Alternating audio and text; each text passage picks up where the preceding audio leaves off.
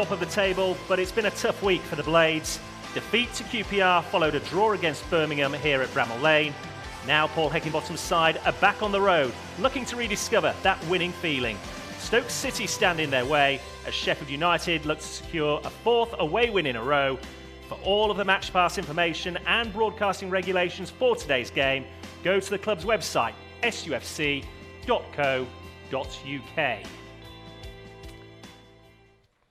Well, a very good afternoon. Welcome inside our studio here in the heart of Bramall Lane. It's another match day here on SUTV Live as the Blades are away at Stoke City. And for the ride, I'm delighted to say I'm joined in the studio here by Kevin Gage and Brian Deane, two Blades stalwarts over the years, fellas.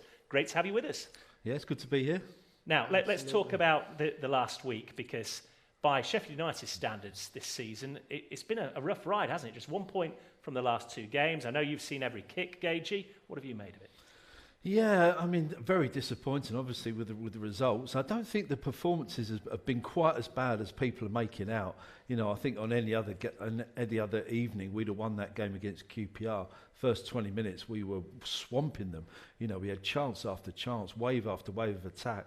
So, yeah, we're obviously disappointed not to get, at least 4 points out of it. But we just have to go again, don't we? Our away record is really good, and there's no reason why we can't put that behind us and go to Stoke and get something. Yeah, absolutely. And I guess as well, Brian, we've been a little bit spoilt through the first 2 months of the season. We've seen a glut of goals for the Blades. So to go 2 games and only 1 goal scored, people are suddenly asking, well, what's happened? What's gone wrong? But it's just 2 games. Yeah, I think we started the season, it's been absolutely sensational. But of course, people watch games. People start to get strategies how to play against the Sheffield United and the other teams who are up there. So it's no surprise from that point of view. But we've had conversations, haven't we, about, there are moments in seasons where players have to step up and step into the breach and be the one who takes the opportunity on. And I think we're going to see that over the season. We're going to have a look. We've got the best squad, I think, in my opinion. I've said that, and I feel that that's where we're going to get promoted, by people being brave, by seeing people step up and step in and say, I'm going to take things on. Yeah, absolutely, and it's easy to forget as well. It is a 46-game season in an age when we're used to immediate results, immediate responses. We're playing the long game here, Gagey. Yeah, with the quarter of the season gone, we're sat top of the league, and we've got a very, very healthy goal difference as well, which is worth another point at the end of the day. So I think we'd all have taken this, wouldn't we, at the start of the season, especially after the first game where we got beaten by Watford, and they were a better side than us, to be honest. So we're building into the season. Obviously, the injuries are a problem that all sides will go through. We've maybe had more than our fair share of them, as people have documented. We've just got to keep digging in and battling on, and if we have a few issues with our defensive partnerships and formations, the front players have got to come into their own and score the goals to get us through this little period. Yeah, absolutely. We'll discuss that a little bit more detail shortly. But first of all, let's take a look back at Tuesday night's game here at Bramall Lane, when the Blades were at home to Queen's Park Rangers. Blades under the lights, looking to maintain what's been an impressive start to the Sky Bet Championship season. Gets another opportunity, does Norwood. Well defended, but there's Basham to hit one. Berger points to where he wants it, and he gets it. And Jai with a layoff. Another shot from distance. He's taking it short. Doyle from a long way out. Really good hit. Picked up by Bogle now. Decent looking ball. Picked up by Njayi. It's in the box for United. Njayi might go himself. Still going. Brilliant run from Njayi. Bogle still going. Bogle with a strike. Might come here for Sander Berger. Great block. And there is the half-time whistle. 3 in the box here for QPR. Nicely worked. Willett, can he drive it? He can. And Queen's Park Rangers take the lead. It's Willett, 6th of the campaign. We knew he was a danger. And he drills it low beyond Foringham. Khadra. And he's going to leave it, and a strike from Norwood. Norwood to take the corner. An outswinger. Burnley gets something on it, and Jai was trying to flick it towards goal. Here's Rida Khadra. Into a really good cross. Decent connection from Sharp. Norwood's cross. Header from Egan. Bogle picked his way into the penalty area. Deane saw the cross to Kadra. Norwood dummies, then sends the ball in. Really good cross again. Bakati in the pocket of space. Brewster rises. Now Berger. Bakati quickly shut down. Gives it to Norwood. He will have a go. Norwood gets a foot in. There is the full-time whistle. So frustration for the Blades then on the night, a 1-0 defeat to Queen's Park Rangers, and coming off the back of that 1-1 draw a week ago here against Birmingham City as well. Let's hear from the manager Paul Heckingbottom for the first time in today's show, who cut a disappointed figure. Yeah, frustrating. Lots of things we did really, really well in terms of performance, but we left a runner for their goal, so it's too easy. Like, we don't concede goals like that, so that's the disappointing thing. Yeah, and then they defended great, didn't they? I'm still getting frustrated with the amount of time people are allowed to take at our place, and I've been in with the referees, but that's not taking anything away from QPR, you know. But likewise, I'm not disappointed with our performance, just the result. You had a huge shout for a penalty at the end. Should you have had one? Well, he's got two hands pulling his shirt back. Not that, it's the fact Sanders got injured from the back of it. It's someone plants the left leg going to play the ball, and then they tug back with two hands. What's going to happen? One is not going to kick the ball properly, and then the second one is the bad thing that's happened is we're going to have to send him for a scan and see how he is. He's had to come off, so everyone could see it. So. How concerned are you about that? Because he did look really awkward, the way that his body twisted. Just that looks awkward, so we'll have to wait and see. And then George Baldock as well, he had to come off. What was the issue there? Was going to point him at his side? Yeah, his side is I don't know what he's done, some sort of strain in his side there. When he had that chance at the back post, that header, he seemed to, I don't know if he's twisted or to avoid the hoardings afterwards. So another one we'll have to look at. Paul Heckingbottom giving us his thoughts there. We said right at the top of the show, fellas, that it's because we've been spoilt to a large extent by the start the Blades have made to the season that you look at back-to-back home games and say, well, it was only 1 point, but you're going to have those blips in the season, Brian. And I guess what Hecky was saying there is it's important to maintain perspective as well. Yeah, absolutely. I mean, it's a fantastic start. You know, we're top of the league, and we're there to be shot at. And you know, teams now will start to put a strategy in place. You know, to come here to frustrate. You know, from their point of view, they go away with a draw. That's a great result. If they get a win, fantastic. So we have to be patient. We have to rely on the quality that we've got, and by doing that, we're giving ourselves a chance. It's an important point, Gage, that Brian makes there, isn't it? You know, we are a quarter of the way into the season. There is tape for opposing teams to look at now and try and formulate a plan to play against this Sheffield United side. And the other side of the coin is more questions are now being asked of the Blades, and they've got to find a few more answers. Yeah, exactly right. I can't improve what Brian said. He's exactly right. We've got 23 home games or whatever it is in the season. That's right. We're not going to win 23 home games. You know, we are going to drop points.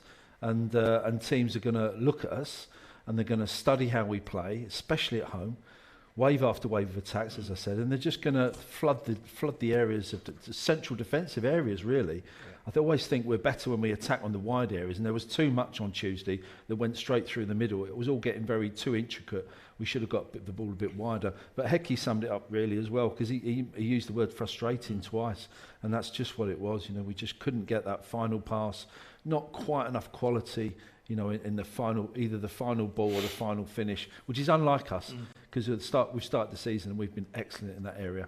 I'm sure we'll come good. Let's take a look at the recent form then for Sheffield United heading into this game, because September was sensational. We started September by having concerns about the Blades away form, because that was the area of concern at the end of last season. 3 games, 3 wins. Well, back-to-back home games coming out of the international breaks. Formality, isn't it? Football, especially in the Championship, fellas, never is as straightforward as you think. Yeah. I mean, for me, you look at those 3 away victories and, you know, it suits us when the game's open, because we've got players who can destroy teams. You know, we've got intelligence, we've got a really good balance in midfield, and we're strong at the back. So it absolutely suits us. But like I said, we have to kind of just be patient at times, not get frustrated, not let, the frustrations of the crowd interfere with what the overall plan is. You've got to be mentally strong, most importantly, haven't you, Gage? Yeah, just keep doing the things that you kind of know work. Do the things that keep getting you success. It is a bit of patience. It is very difficult, isn't it? We know, Brian, from when we play, very difficult when the crowd's a bit on edge and you can sense that frustration in the crowd, and that transponds on the pitch, and there's a couple of passes go astray and it's, oh God, here we go again. It wasn't like that at all, to be fair. For the main part on Tuesday and on Saturday, as Hecky said there, we actually played quite well. We'll play worse than that and win games, Over a season, it kind of balances out. We went to Swansea, we scored that last-minute winner. We didn't really deserve to get all 3 points, but we got all 3 points. Maybe we didn't get what we deserved on Tuesday and last Saturday. Yeah, absolutely, and we keep emphasising the need to maintain perspective. Let's take a look at the league table heading into this weekend. Now, this doesn't take into account last night's victory for Queen's Park Rangers over Reading, which saw those two clubs switch places. But what it does mean, essentially, is that despite only taking 1 point from the last 6, we're still top, but it's got congested up there, Brian. Yeah, I'm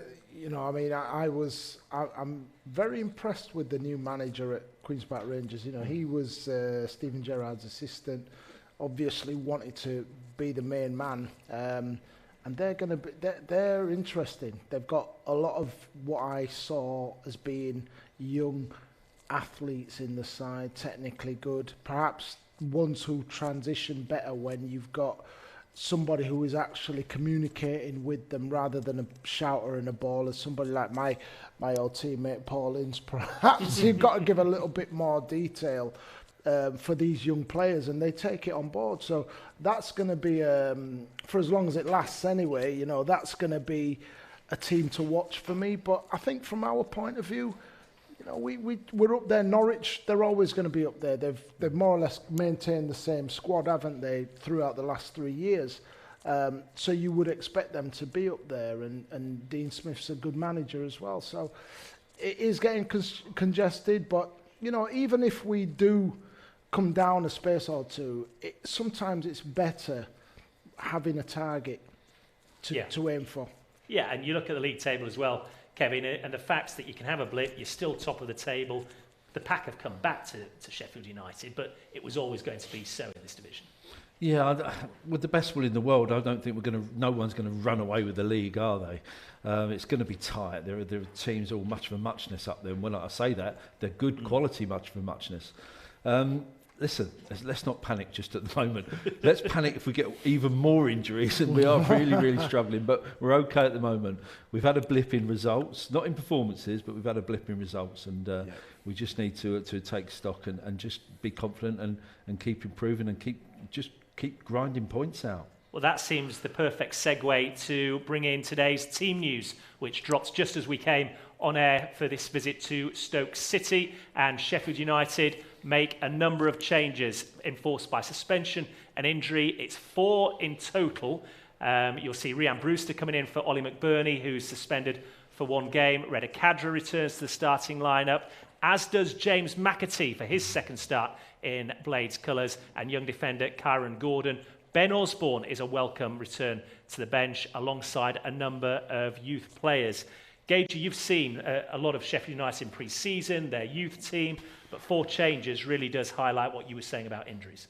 Yeah, I mean, let's make no bones about it. We're down to the bare bones, to quote a phrase.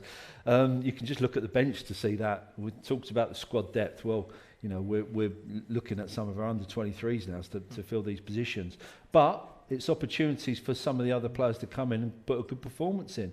James McAtee's been kicking his heels, hasn't he, since he got a run out against Luton. It's a difficult game for him to come into because Stoke, similar to Luton, all action, aggressive football team, so it's a bit of a sink or swim for him.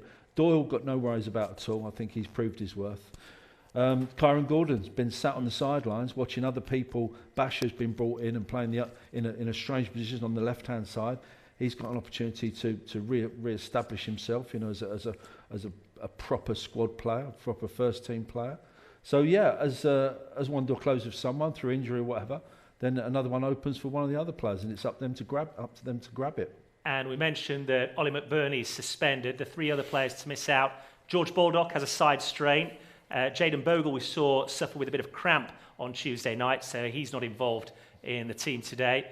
And then up front as well, Sander Berge, who's obviously been pivotal as part of that front 3 that we've seen in the success that Sheffield United have enjoyed this season. How big a loss is he going to be, Brian? He's a huge loss. I'm a massive fan of Sander, I must say. I would just love to see, some of the times we've got so much possession on the edge of the opposition box, and I just wonder sometimes why he doesn't let the trigger go sometimes. That creates chaos in the box. It might spill out of the goalkeeper's hands, and he's the one person who you look at him and he has got a cannon, but that's going to give us a little bit more. But tremendous player in this division, and he's going to be a key player for us, all the way through the season. Big game for Brewster, just from getting off the bus there. Huge game for Brewster.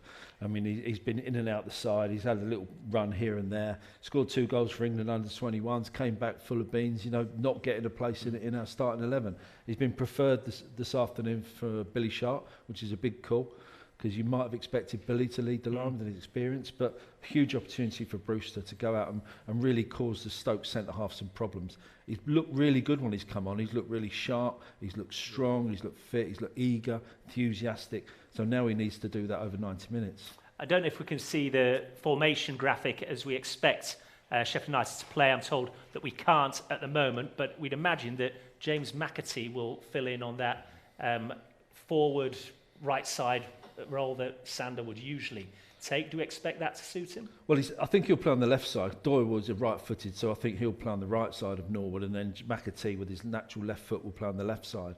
But it's a similar role to what Sander would be doing. There's no point McAtee having too many defensive duties. You might as well use his creativity going forward and use his ability on that left-hand side. So I fully expect him to complement Kedra. If he's going to be playing left wing back, it would be McAtee and Kedra working that left side. Now that is some creative ability on that left side. So can we get enough of the ball out there to let them do their stuff? If he does switch them over, then you would expect them to try and dominate the middle of the park more, wouldn't you? Just by nature of the fact that he's coming in naturally on his left foot on that side and so on. So it's going to be interesting to see. Can I just say one of the pitches that I always hated to play at was Stoke. Hold those thoughts, Brian. We're going to return to this later because you've also got some fond memories of playing down at Stoke City as well. But we'll come back to that later. What I think we're essentially saying is that with 4 changes, though, there's a lot of moving parts here, and it's going to be interesting to see how the Blades line up, because Hecky could go a number of ways. Yeah, but they all know the system, so you can tinker with it. Kedra doesn't, he's obviously come in, but some of the others, they know the system. They've been playing it for 12 games, and obviously the experienced players, like Norwood, big emphasis on Norwood to keep us ticking over. Bash, Egan, Brewster, and Jai's been here. He's a senior player now, and Jai, although he's so young. They all know the system and how we play. So I think I don't worry about players slotting into the system. I think they're good enough players to be able to adapt. Experience could well be key, though, in a much-changed side today. And to that end, we caught up with the midfield maestro that is Ollie Norwood just before we came on air. Oliver, back at Stoke, we've had a few interesting games here. You looking forward to today? Yeah, definitely. Obviously, the memories of last time we got promoted in that away end was good. But yeah, I mean, for us, it's about getting back on track. 2 disappointing results the last 2 games, and as I say, we want to get back on track, starting with today. A few changes in personnel today due to injuries. There's a couple of new lads in there with you. Yeah, obviously that's what we've got a squad for. Obviously disappointing to lose the lads. We've had quite a lot throughout the season already. It's well documented, but no excuses. We've got a talented bunch of players, and we'll come here and give it his best shot, and hopefully we can take 3 points and stay at the top of the league. And with respect, your role doesn't change much, does it? No, it doesn't. It never does. Some real talented players that we've got playing in there with Tommy and Maka. So yeah, we've put a good squad together. We've got some talented players, and we've got to go and show that. All the best today, mate. Cheers, mate. Kevin Cookson putting the questions for us there to Ollie Norwood in a sun-drenched Bet365 stadium. Let's hope the performance this afternoon is as bright as the weather down there. It certainly was during the course of the month of September when the Blades scored some special goals. Sanderberger will score! Sanderberger gives the Blades the cushion! Sheffield United have won it! There was a shutdown Doyle, but he's worked it back to Norrington Davis on the left. Max Lowe on the overlap, low into McBurney. McBurney will turn on the left apex of the box. McBurney gets his shot away! And Ollie McBurney scores! Again! 3 in 3 for Ollie McBurney! You could just not write this! 43 league games it took him to score. That one, I've got no idea how Matt Ingram didn't get a hand on it down to his right-hand side, but he is a man on fire at the minute, and the Blades have a lead here at the MKM Stadium. 20 gone, Hull City 0, Sheffield United 1. Having to work hard in the second half to re-establish themselves in the game. Norwood into Njai, lovely ball away from Seri. In the square ball, here's Berger into the area, Berger into the box, he will strike, yeah! It's deflected and in! Sanderberger will score! Sanderberger gives the Blades the cushion! It is a third of the season for the big Norwegian. As he got away, you fancied him to score, the deflection helped, and right now with 15 minutes to go, the Blades are going top of the championship once again. Hull City 0, Sheffield United 2. The substitute Stevens into the penalty area, one last chance for Patterson who beats his man. Great sliding challenge by Basham. Brilliant sliding challenge in the left-hand side of the box. He's earned his stripes. Now Brewster nods it on here. Gets past his marker. Up to the edge of the penalty area. Brings it into Raider Cadra. Scores! Sheffield United have won it in the last seconds of the match. It is the substitute Raider Cadra who scores his first goal for Sheffield United.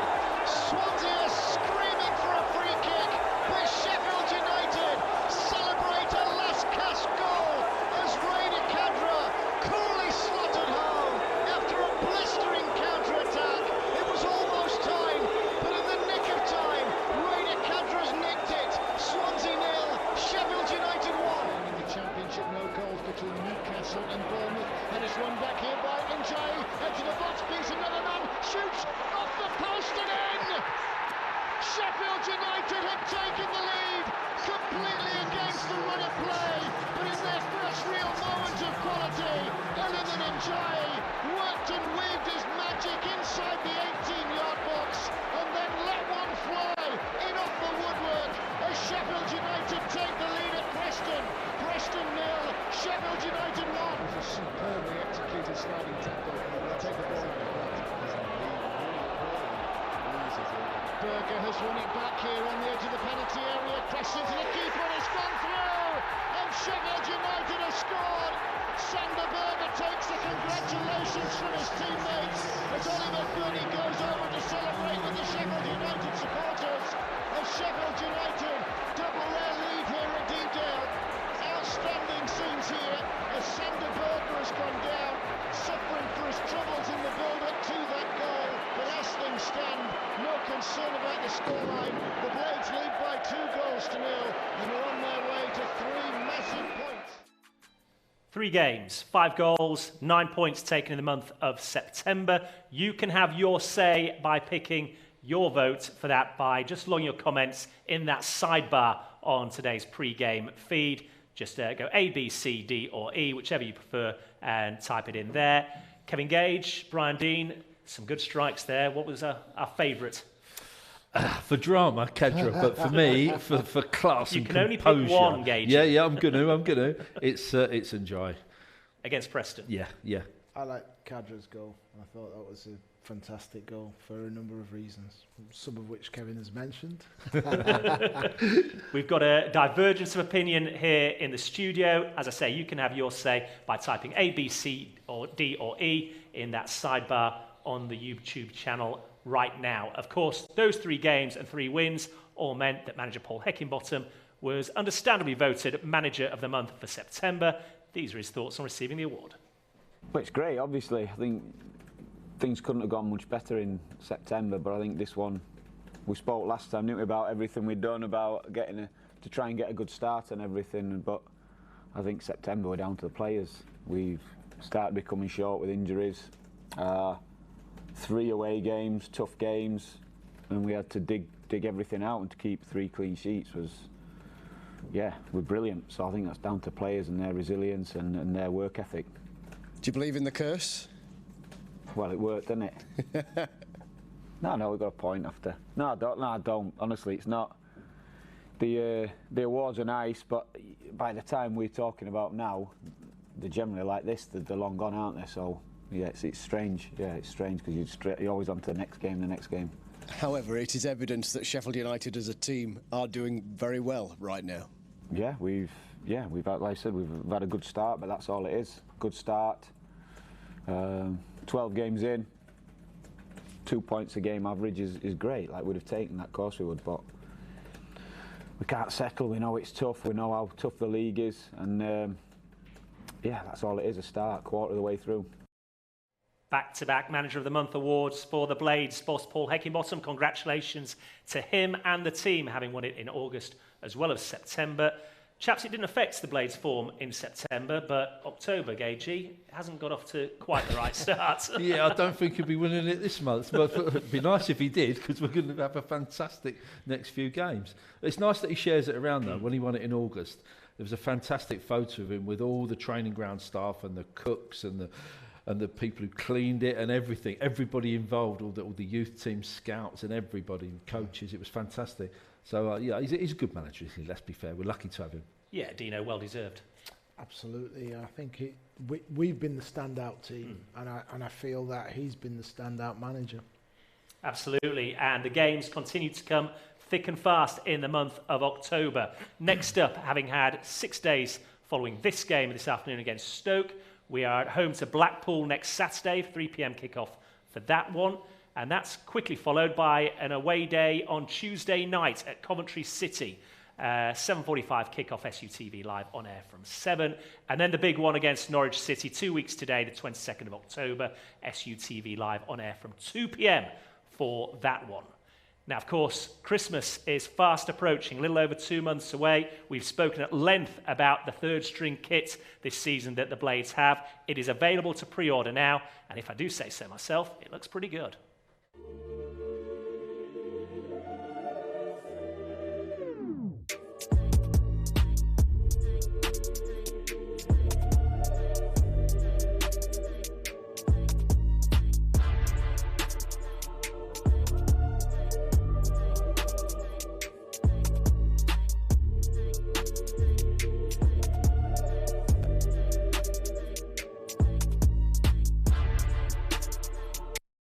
And you can pre-order that kit if you so choose. It's available in the online store right now.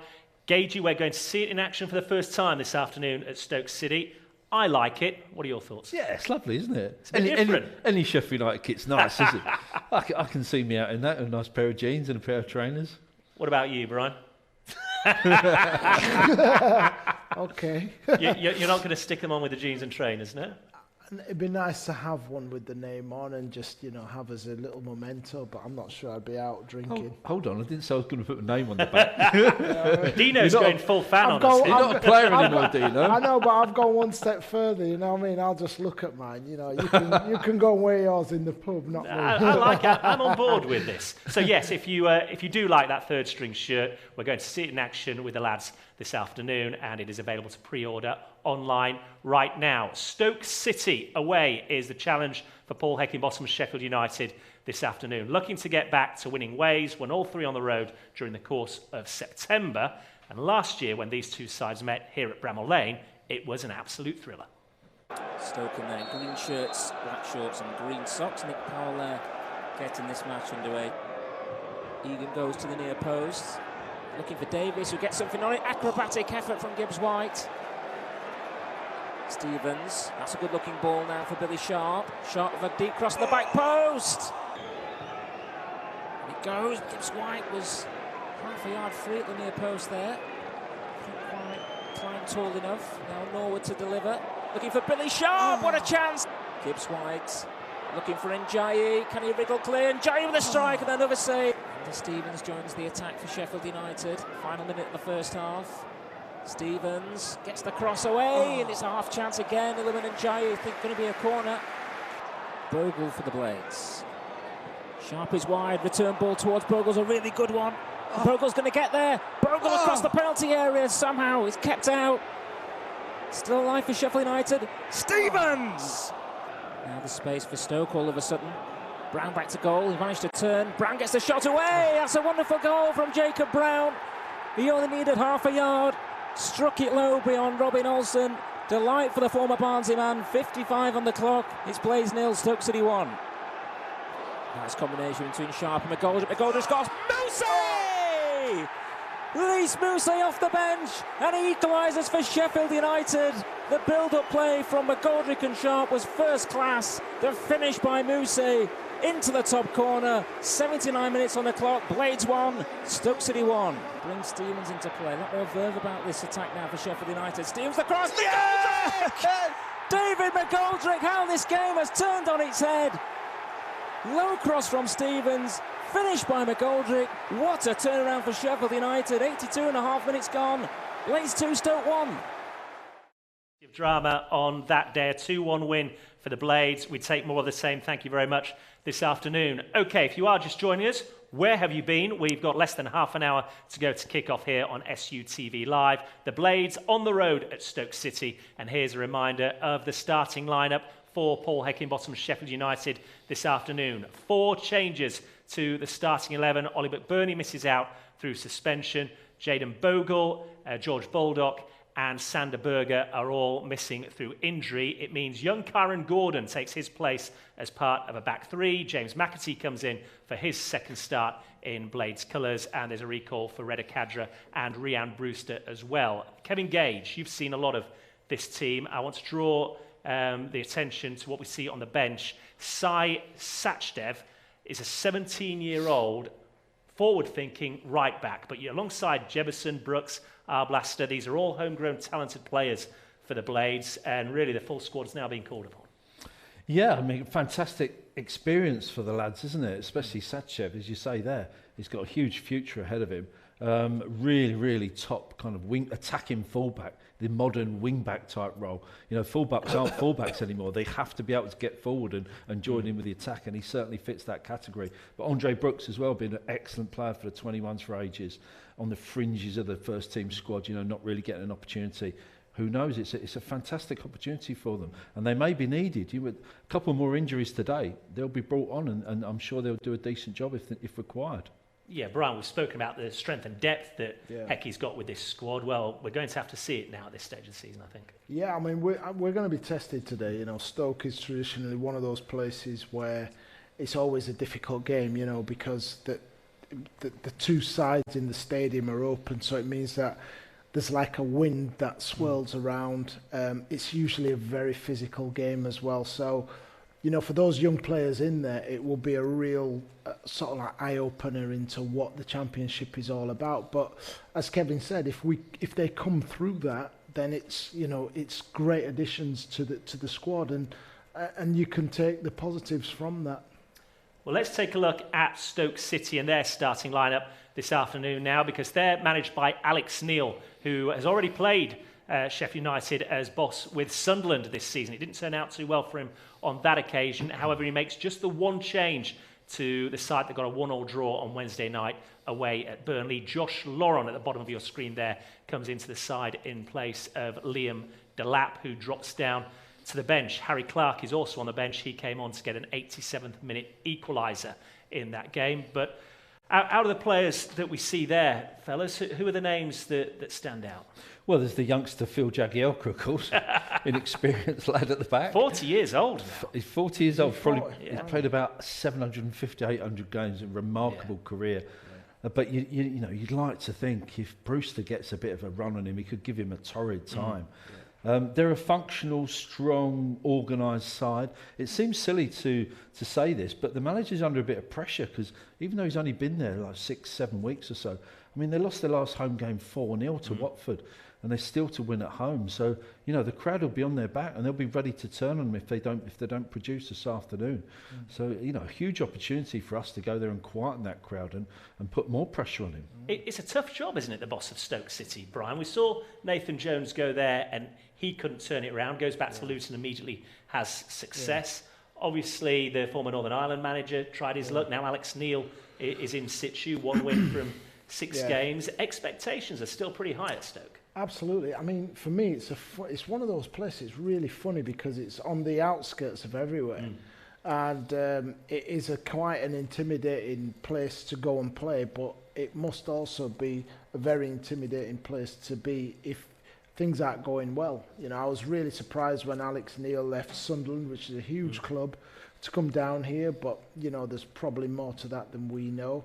But yeah, it's... you know, it's not the kind of place where you'd want to kind of be if you're in trouble. Let's be fair. And as Kevin said, you know, if we can quieten that crowd down, it just heaps more pressure on him. We're looking at live pictures from the Bet365 stadium now. A reminder that for all the regulations around today's broadcast and match pass details, go to the club's website, sufc.co.uk. Gagey, when you look at that starting lineup for Stoke City, and I think we can pick out a few players to watch as well now. Dwight Gale doesn't appear on that list, but he's got to be one of the main threats, hasn't he, for Stoke City? Yeah, he's had a decent career. He's a name, isn't he? I believe he's been playing as like a withdrawn number 10 role. I'm not sure he's a traditional number 10, so we expect him to play as a striker. But, you know, none of the Stoke players should cause us any kind of massive problems. Yes, they're decent footballers, decent professional footballers, but you know, I don't see Stoke winning 6, 7, 8 games on the trot and troubling anybody in the top 6. I don't think they'll be up there. Alex Neil will get them to work hard, as he's done with all his clubs all through his career.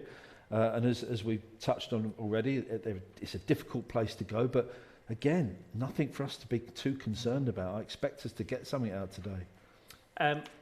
Baker, the former Chelsea midfielder, spent some time on loan at Leeds. He's now on a permanent move at Stoke City. He's going to be important for them if they're to cause us problems today. Yeah, he is. I mean, I know Lewis just sort of like in a small capacity. I've seen him play. I know he's a very two-footed player. I mean, one of those who he could go and take a corner with his left or his right. Always had talent. You just wonder sometimes when somebody spends so much time with a parent club like Chelsea, if they've actually got their identity. I mean, he's mid-20s now, I think. And, you know, in terms of himself, establishing his own identity, you know, for me, this is a pivotal situation for him now where he has to establish himself as a player, or it'll be one of those careers that has just kind of drifted. It promised so much, but didn't deliver. Let's take a look at the head-to-head record between these two teams, because Sheffield United have only got 1 win in the last 6 against Stoke City, but it's worth adding the caveat that they've only played 6 times, going back to, I think, 2007-8. It's a reasonably even record, 43 wins down the years for the Blades. I think I'm right in saying that way back when, 97-98, Brian, you had some joy down there with a last-minute goal, didn't you? Yeah, possibly. the memory fades, Stephen. Even I've scored at Stoke. Even you've scored at Stoke. 30-yard blaster. Hang on a minute. We're going to hear about this now. Talk us through it, Gagey. Well, I'm surprised you haven't got footage of it, because we had it last season. I was going to say, put your pint down. I was going to say, he didn't score that many goals, so he's going to remember all. Whereas you just, 10 a penny, weren't they? No, I mean, I suppose if I'd have scored one from 30 yards, I'd remembered it, that's for sure. Okay, well, it's also a homecoming of sorts for Rhys Norrington-Davies, because at the start of last year, he spent the second half of the 2020-21 season down on loan at Stoke City. Now firmly entrenched, of course, as a regular in the starting lineup for the Blades. We caught up with him in an SUTV Live exclusive ahead of today's game. Yeah, obviously looking forward to the game. Obviously, last couple of games haven't really gone our way. We played some great football, in my opinion. So hopefully just go out there, obviously do the right stuff on the pitch and hopefully get a positive result as well. How much have you been enjoying the change of role, slight change of role, I suppose? Yeah, no, it's been really good for myself. Obviously playing left centre back, left wing back. my versatility across that left side, and obviously just learning obviously the different parts of the game, and it's been great. Just from a different perspective, obviously I played left wing back. I sort of know what I want from a left centre half. So now that I've been playing left centre half, I know what my left wing back wants from me. So no, it's been good. It's all development, isn't it? Really? Yeah, exactly as you say, development. Putting a different side to my game, and I feel like over the last 10, 12 games, I've been progressing and that's really what you want. So part of that development could be scoring a goal, and you've only got one, I think, and that was at Stoke, for Stoke. Yeah, I've got two. One at Stoke for Stoke, and it was the other one for Rochdale against Tranmere. So if I can add another goal to my career, that'd be great. So I'm not saying you got close when we went to Stoke last time, but there was a big penalty shout on you, wasn't there? Yeah, there was a massive penalty shout. At the time, I thought it was a stonewall penalty, and still do to this day. So obviously, I wouldn't say we were robbed, but it should have been a different story that day. But no, obviously looking forward to the weekend. Obviously, they're a good side. Obviously, show them the respect, but we need to go out there and do what we do best. So yeah. As part of that development, and we've talked about you changing roles, etc., are you a lot more comfortable going forward these days than you were when you started? Yeah, 100%. Obviously, I've spoken to the management staff. The management staff speak to me. I'm 100% aware of my roles and responsibilities in the role I play in now. And to be fair, it's great because obviously playing left centre half, you've got that licence to get forward. You've got that responsibility to create overloads in attacking positions. So it's great. And from my point of view, being able to play into an attacking player and overlap, underlap, it suits the way I play a lot better anyways. So hopefully the assists keep coming and possibly a goal as well? Hopefully, we'll have to see. Time will tell, I guess. Rhys Norrington-Davies with a big smile on his face as he returns to the club he played for on loan at the back end of the season before last. Part of the fullbacks union as well. They're very quick to point out he got 2 goals, not 1, Gage. Yeah, he's been absolutely superb this season. There's no other word for it. We were a little bit concerned when he was in that left centre half role. Is he big enough? Is he strong enough? Physical enough? Is he a good enough defender? Well, he's answered all those questions and more because he's been brilliant defensively. But attacking wise, he tramps up that left-hand side and gets some wonderful crosses in. He seems to have put about 2 yards of pace on as well, because I've seen him knock the ball past defenders and just power past them. I think he's been absolutely brilliant this season, I really do. Not only good enough, Brian, but he gives versatility for the manager as well. Do you know what I like about him? Every time I've seen him, he's given 100% in every challenge that he does. He's one of those. He's a bit of a nightmare because he's so physical. Even though he's small, he's not shy. You know what I mean? Pitbull, isn't he? Yeah, I like it. He's the first. There's been a few flashpoints on the touchline. He's been the first one there, and he's fronting people up. Yeah. He reminds me very much of Jack Robinson, because we were all raving about Robinson, who made some crucial tackles and some big headers, and he's been like him this season. Yeah. And it's crucial as well, isn't it? Because we had Jack O'Connell in the seat that you're in now, Brian, a couple of weeks ago, and he said he was in the medical room as players are getting treatment for injuries, and 7 left-footers were in that room. I mean, it's one thing to have injury issues, but all concentrated in the same area. It's a manager's nightmare. Yeah, I mean, if you think about how Paul Heckingbottom would have had to sort of like lament on how, he fills those gaps, how, because it does affect the way how the team plays, the tempo and everything. If you're playing right footers on the left, for example, you're not getting that natural flow down the side. So that must have been a nightmare. Yeah, absolutely. It's also a big day, or been a big week rather, for the goalkeeper Wes Fodringham. He brought up his 50th career appearance for Sheffield United in midweek against QPR, and you look at his stats over those 50 games, 24 clean sheets, basically won every other game. Yeah, it's remarkable, isn't it? Especially when you think, beginning of the last season, he was our 3rd choice keeper. Yeah. We completely forgotten about him. He got his opportunity. I mean, it coincided with Hecky taking the job and then a good run of form. So he's playing behind a good defence. but hasn't had an awful lot to do this season, but certainly last season. Made some absolutely crucial saves at crucial times. Doesn't drop anything. He comes for crosses, claims crosses really, really well. Just a good keeper all round. Do you know what is really impressive for me with that is that Paul Heckingbottom made him his number one, didn't he? And he must have seen how he was in and around the club, you know, reacting to disappointment of not being in the side, and like you said, being third choice keeper. And you see that calmness on the pitch. He's so together. And I love his temperament. It's, you know, for a goalkeeper, you never really hear anything about him. All you see is he's, you know, like you say, 24 clean sheets, you know, and he's somebody that makes some spectacular saves, but he doesn't over-egg it. You know what I mean? He just gets on with it, doesn't he? There's a cliche saying all goalkeepers are mad, aren't they? But he's certainly not, is he? That's a very good point you make. You don't see him screaming and shouting at defenders. He'll make a save. Some keepers make a save and they're up on their feet screaming at the defence. You know, what's going on? He just makes a save. And he makes it look routine, gets on with it, gets ready for the corner or wherever the ball is. Well, and to that point as well, quite often in big sporting arenas, you hear this phrase, big-time players make big-time plays in big-time games. Well, the one thing that stuck out on that slate we just saw there, 3 penalties, 2 saves. When we talk about games that he's been quiet, when he's been asked to come up in the big moments, he's delivered. He stepped up. And yeah, I mean, we saw it last season. We spoke about it as well, how the difference having him in goals, what that made to the defenders in front of him was amazing. You know, straight away, everybody was more confident. You know, it just brought that calmness, and it seems to have spread.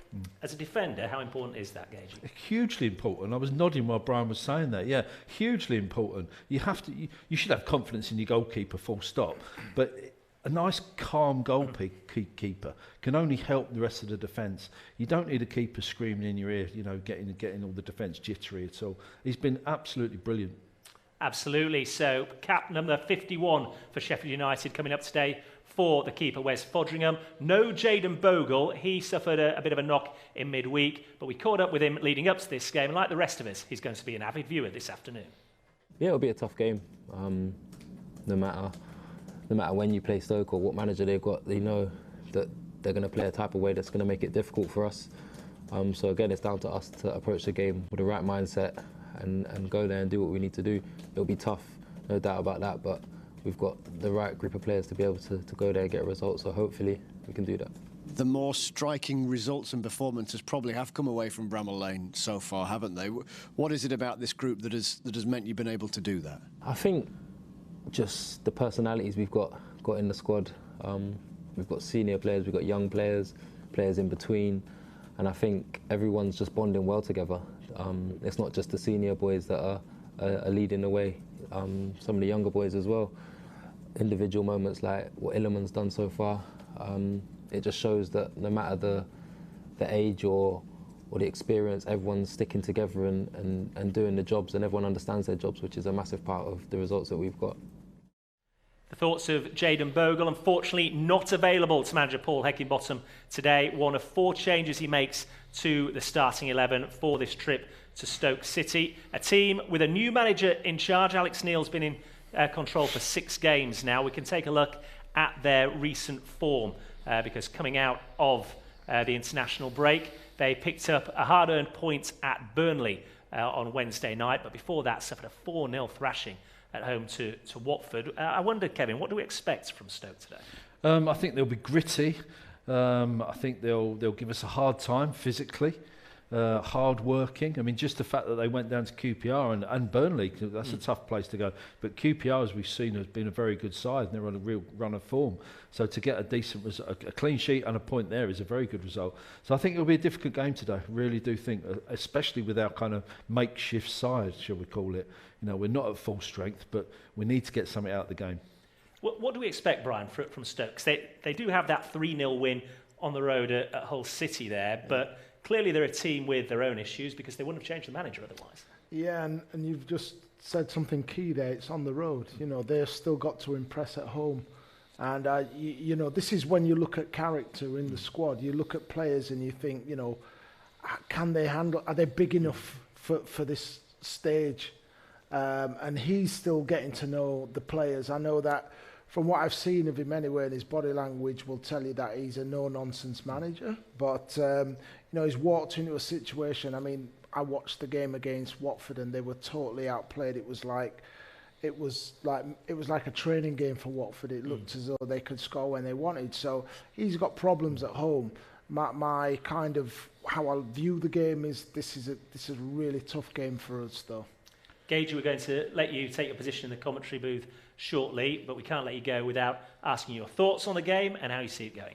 Well, I think there'll be going for what Brian's just said. I think there'll be a big response from Stoke this afternoon on the back of that heavy defeat last home game against Watford. So I think they'll come out all guns blazing. So it's up to us. The first 20 minutes, you know, we've got might be backs to the wall, something like that. But I expect us to score a goal because we're due one, and we don't go many 3 games without scoring very often, do we? With the quality we've got, I think we'll score a goal, but I think they may nick one. So I'm going to go for a 1-1 draw. Oh, hedging your bets. Not often we hear Kevin Gage just sit a little bit on the fence. We'll see how that comes to fruition as the game goes on. But of course, we are still looking for a first Blades win since we came out of the international break. All that being said, let's hear from the manager Paul Heckingbottom again, who's keen to emphasise this is no time to overreact. Listen, I'd take how we played the other night in every game between now and the end of the season, and we'd be fine. And away games every away game's been different to each of his own games so far, so that it's naturally going to be a different game. So I'm not looking at the last 2, I'm looking at like Preston and Hull and Swansea and Middlesbrough and those games, and thinking, right, we know it's generally tougher away in terms of teams aren't sitting in as much against us, slowing the game down as much. You know, they're trying to hurt us probably as much as we're trying to hurt them. So it's usually a different dynamic to the game. But with that means we have to be better defensively, and it's not just like locking out a counter-attack and things like that. So we're going to be tested. We're going to have to deal with their threats, and I think that's what's more important. Knowing what we're going to face. We're going to face we got beat the weekend. QPR did really well Tuesday night, but this is going to be a tougher game for us in different ways, more in space. What's your appraisal of them right now?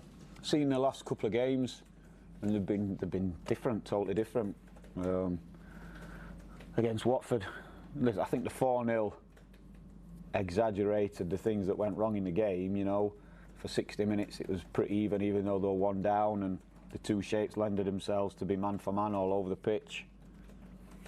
And then after that, 2-0, 3-0, 4, and it was like each mistake got punished, and Watford ran away with it. And then last night was a more tighter, less aggressive press, if you like, from Stoke, and be a bit more compact in the threat and the counter. So which served them well. You know, they did have good opportunities. I know they got the header towards the end, but they had some good opportunities on the counter as well. Manager Paul Heckingbottom speaking to us ahead of today's trip to Stoke City. Brian Deane still alongside me in the studio, and Brian, it strikes me this is the first real test for this Sheffield United group now, because 7 wins from 12 games, only 2 defeats. Everything's been rosy in the garden up until this week, and now you have a couple of adverse results, a couple of injuries. This is when you start getting to the core of the season. Yeah, I mean, it's a good early test. I mean, it's good that we're still on top of the table, and we've got players to come back, but definitely a test. And I keep saying about Stoke, it's one of those places where you're always guaranteed to be playing against a very aggressive side. The stadium, the conditions, usually there's wind coming in from one side of the ground, which doesn't help. Well, I was going to say, if we look at live shots from the ground now, I know you spoke to me about this off camera. There are 2 corners at this stadium that are completely open to the elements, and that can affect the game. It's really horrible to play with. You know, when the goalkeeper kicks a ball out and anything swirling around head height, it's horrible. Just add rain into that. I mean, I was looking at there thinking, that's not bad, but usually it's probably the worst place in the league to play. You know, if you've gone there and you've got a point or you've got 3 points, then you've deserved it. To that end, do you think a battling point would be a good result today? I think it will be. I think if you look at the squad situation, the team situation at the moment, I think that actually getting a point is a good result. 3 points, fantastic result, but it's going to be difficult, no doubt. What's your prediction then? I'm going to go with Kevin. I really feel that it's going to be a draw, and I feel that we'll score, but I think they will as well. The Ex-Players Union united on SUTV Live. Both Kevin Gage and Brian Deane saying a point is a likely result, and certainly from Dino's perspective, it'd be a well-earned point down at the Bet365 Stadium. The players, as you can see, are making their way onto the pitch. So without further ado, let's get you over to today's match commentary team. In a moment, you'll hear once again from Kevin Gage. But first of all, as ever, it's Match Young.